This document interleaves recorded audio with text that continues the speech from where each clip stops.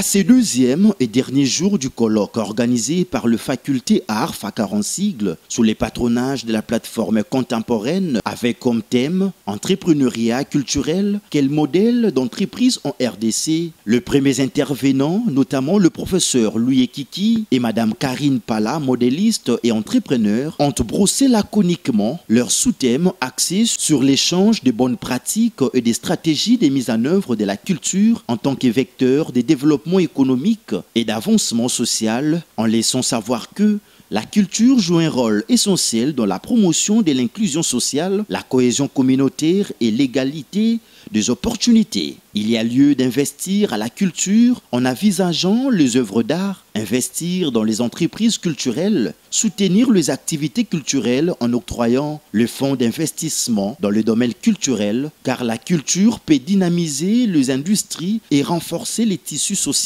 en stimulant l'innovation, et elle peut également jouer un rôle crucial dans la prospérité économique d'un pays en créant les emplois et à attirer les touristes. Dans chaque domaine de la vie, il faut travailler à fond.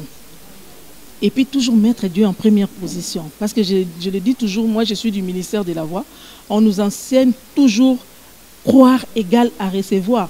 Et Karine Pala aujourd'hui est le fruit de la croyance. Parce que tout ce que je disais quand j'étais petite, c'est ce qui s'est réalisé. Et à chaque difficulté, il y a toujours une solution.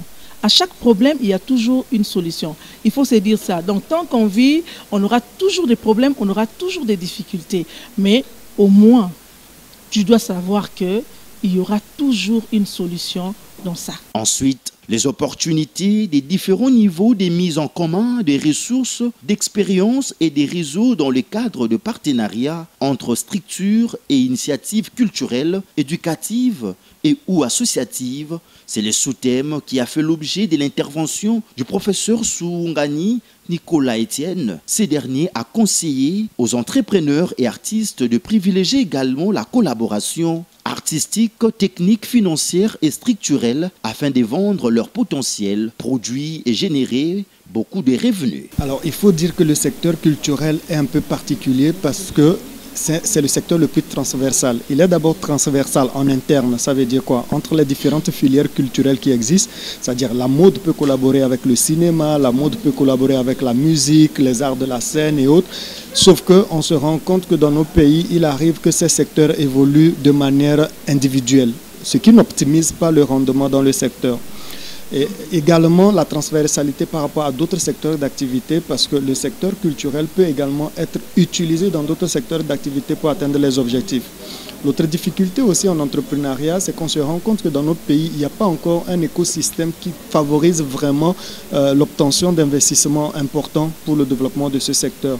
Et donc, dans ce cadre, il est important que les acteurs entre eux réfléchissent à des mécanismes de collaboration interne pour partager les risques, histoire de surseoir, sinon de renforcer les bases de leur entreprise pour pouvoir maintenant interpeller plus aisément les investisseurs pour la phase de développement de leur entreprise. Présent dans la salle, le coordonnateur de la plateforme contemporaine, Benjamin Tezangui, s'est apaisanti sur l'importance de l'information et de la mise en place du projet FACAR dans les universités. Nous avons compris que l'un des problèmes, c'est l'information.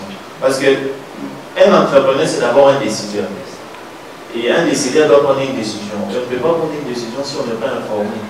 Être informé, ça veut dire qu'il faut comprendre quel est le besoin. Pourquoi nous avons mené FACAR à l'université? Tout le monde doit le savoir.